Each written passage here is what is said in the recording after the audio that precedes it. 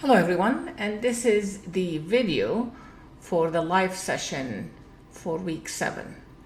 I had mentioned this before. As you go through the course, look for strategies and pedagogies that were practiced directly or indirectly.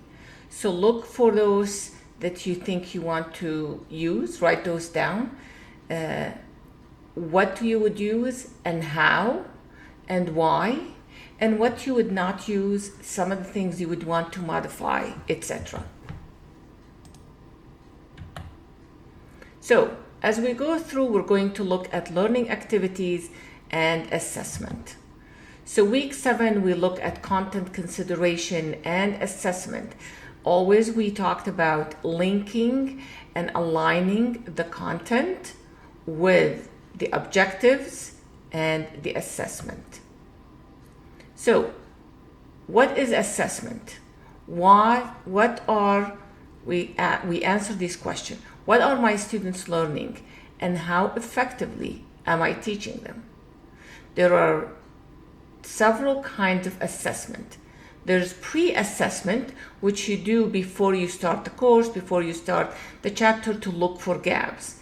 Continuing assessment, this is for formative assessment, and of course there is summative assessment, which is we call the post-assessment. And why do we assess? Well, assessment is we also have to prove to the student, to the power to be, that the student has learned the content that we said they have learned. We look for assessment or assignment authentic. Authentic assignment resembles what the person might do in the real world. So making things very generic, very abstract, especially in some of the careers, does not help the student succeed. The 3 types of assessment is diagnostic. As I indicated, it tests the student's prior knowledge from previous course, from a previous chapter, but the diagnostic, it tests students' prior assessment. More often than not, it is non-graded activity. Most important thing teachers can do for their students is why. Why are we testing? Why are we learning the content that we are learning? And the how. The why and the how are 2 important aspects as you design and create your assessment. Formative assessment. Most important thing, this is the formative, the why and the how. So, types of formative assessment: end of unit, program, instructor feedback. Most of the time it's graded, but it can be ungraded as well. It can be mandatory or optional. So, diagnostic, we start first. We start with diagnostic, understanding the current learning of the students, the knowledge about how to improve, required resources, we take action, improved learning outcome, and then we go through the cycle again. So this is just a little comic on how students sometimes think of learning, right? Some of the students, what's the shortest outcome or the shortest route to think I have completed the assignment? Formative assessment is developmental, promote students' learning, uncover misconception gap, could be formal, could be informal. As I said, it can be graded or ungraded. And it is the single most important thing, like we said, talks about the why and the how. So 1-minute paper, muddiest point if you're teaching online. Sometimes students are willing to do it more in anonymous survey. Sometimes students don't want to admit I don't know it. So if you want to create an anonymous survey for your student, that could work too. Student-generated test. This has worked for one of the faculty who was teaching in the health sciences. So he wanted to get the students involved, and I recommended that for each unit test, he creates a discussion form. And in the discussion, the student has to create 3 questions. And the answer choices, choose the answer, the page number they found it. The questions cannot be repeated. So if a student A wrote this question, they have to write something else. And then he was going to choose, for all the questions, he was going to choose 10 questions. He's still making his own test. So if he had 50 questions, 10 of these 50 are student generated. And the student get bonus point if their questions are good enough to be chosen. Opinion poll, especially if you are trying to find muddiest point, and you can use it anonymously. So this is the learning goal. Notice that it's a loop, it comes back.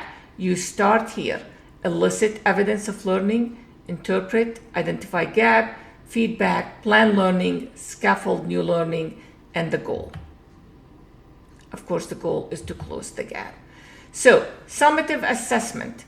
So we think of summative assessment as almost always it's formative, and this is another kind of comic relief in where the class is, the discrepancy between what the students were taught and how they were assessed. And this is, of course, how not to do. So summative assessment is the closure of the learning process, requires instructor feedback, almost always graded, and it's mandatory. Sometimes it's mandatory by the college, by the program, by the chair, but there's something we have to give students, the students grade. Example, exams, projects, presentation, portfolio, test. Summative assessment is not something always written in either whether on the computer or paper and pencil. So this is the formative and the summative assessment and where they align. So formative is part of the instructional process. Quizzes, observation, T-chart, Venn diagram, other students learning, writing exit. Helps the teacher modify future lessons based on students' need. If you look at this, this is exactly what's in the pink. Summative assessment. Determine what the student know or not know. State assessment, district benchmark, interim assessment, end of unit, end of chapter, end of term, end of semester, national assessment, SAT, ACT, MC, the MCAT, etc. Scores are always used for accountability for the students, for the teacher, for the program, etc. Both formative and summative are ways to assess. The strategies need to be addressed, used to evaluate students effectively, provide feedback, and assist in program evaluation. So effective assessment, always learner-centered. I'm going to send you a book, tell you about a book that I've read. This is the book. Let's see, this is the camera. I don't know if you can see it, I hope. It is Learner-Centered Teaching, 5 Key Changes to Practice by Marilyn Weimer. I read a lot of her writing on the Magna Commons and the teaching professors. So it's learner-centered, teacher-directed. Benefits both, context-specific, and it's ongoing. So this is the formative and the summative. Formative for learning for the purpose of students and teacher. Summative, certification, accountability, individual or external agency. In the health sciences, while they do tests in class or outside the class, they also do the NCLEX or any state examination. Accountability for schools, states, agency, external agency, etc. So formative and summative. We look at this, which one is formative and which one is summative. Obviously the one with the chef is formative. Why? Because she's tasting it. Does it have enough salt? Doesn't have enough spices? There is something she can modify in the process. The customer eating, that's summative. It's too late to modify the cooking part. Same thing. Summative, formative. Formative, the dress is being made or the blouse is being made. Now that the blouse is in the store, that's summative. Adjustment has already been made or it's too late to make it. So this was going to be something we do together. Oops, let's go back. So final exam can be summative, can be formative. The SAT is definitely summative. Chapter test, formative. Unit test can also be formative or it can be summative. Because if you're doing Unit 1, building Unit 2 and Unit 1 becomes a formative, especially if you modify some of the instructions you do for Unit 2. So these are some of the strategies you can do in creating formative and summative assessment. So the goal from pre-test diagnostic, reinforced instruction, formative, summative, high achievement is the goal. This is the book that I was telling you about, The Learner-Centered Teaching by Marilyn Weimer. Really good read. There's a lot of really important nugget that you can use in your teaching. If you have a chance to read it, buy it, highly recommend. So remember I told you that we will see this alignment. Oops, I always push one too many. The alignment between the objectives, the content or the instruction, and the assessment. I posted to one of my replies to discussion 6 is how that diagram that I've created were to make sure every objective is being tested. And so when the objective said compare and contrast, that the assessment, the student is actually comparing and contrasting. If you say compare and contrast and all of your assessments are multiple choice tests, there's really no comparison to be done. So make sure that you'll look at the verb, you look at the instruction, the content you're providing, and the assessment for the students. Is there alignment? And sometimes misalignment happens without us realizing it. I think I shared one when I was teaching Arabic at the University of West Florida. Kept adding content, kept adding some activities, assessment for students to do, but neglected to modify the objectives. And when I looked in it in detail, I found misalignment. So learning objective, also known as learning outcome, learning objectives. Some institution, the outcomes is the overall umbrella, but some institution use outcome and objective interchangeably. So it focuses on the learner, knowledge, skills, attitude, begins with an action verb, something you can test, measure objectively. So when we say the student will know, I don't know how well they know. The student will list, the student will demonstrate the 5 steps in proper hand washing. So action verb, concrete, observable, and measurable. I always say, can this be observed and measured by someone other than you, the professor, and arrive at the same results? Of course, it has to be depending on the topic. It has to be someone in your field.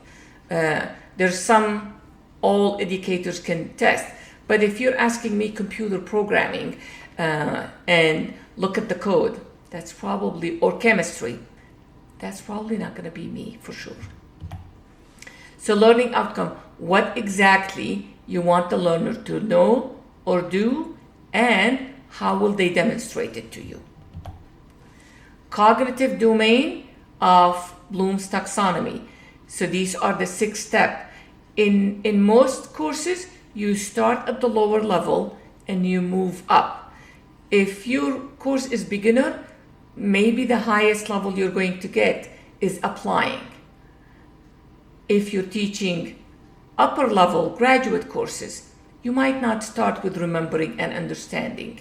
You presume that the students in graduate school, master's or doctoral program, they've already, mastered these.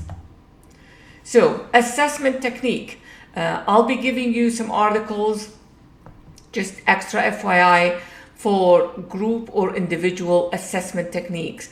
The previous college I worked with, especially in the health sciences, did amazing work with group testing. Are you going to do synchronous or asynchronous testing? So your challenge is, what synchronous or asynchronous tools are available at your institution? Every time I teach this course, when I ask students, go ask your IT what tools you have, more often they discovered there were tools they had that they didn't know that the college has a license to. So, assessment challenge, how do you make sure they don't cheat? Can you? So first, when you do online, assume it's open book. Shuffle the answers, randomize answer choice, low stakes if possible, do performance assessment, do authentic assessment, chunk, so nothing worth 30% should be in a multiple choice question. See if you can build student-to-student interaction, peer review, group project, build student-to-student interaction, performance assessment. It's better than having a 30% test or 40 or more. And again, always assume it's open book. I know many institutions have relied on different software that monitor the students while being tested. I know one institution was sued and the student won, that it's an invasion of privacy. So check your college and see what's allowed and what's not allowed. But if you always assume it's open book, then of course my son used to go take a test, and the professor, it's in person, said open book, open note, closed neighbors. That's always the challenge. So grading strategies to promote academic integrity. Not all graded work has to be test-like format, multiple choice. Have students present work via recorded video, right? Almost all our students have phones, right? They can put it. I had, when I was teaching Arabic, students use their phone to submit their work. So they can do that. They can engage significantly more detailed preparation, monitor and reflect on their work, engage in self-regulated learning. So these are all the assessment tools. I'll be posting the PowerPoint, so I don't need to go through any of these. So content week for content 7. So you're going to describe the type of activities and assessment you can use in your online course. One of the great things is that we have many different programs, different professor teaching programs, that it's going to give us a glimpse of how different subjects can utilize what testing techniques. So describe your learning activity, the learning objectives, list any questions you have. As always, original post is due on Thursday and reply to peer is due on Sunday. I look forward to reading your post for week 7. Thank you very much.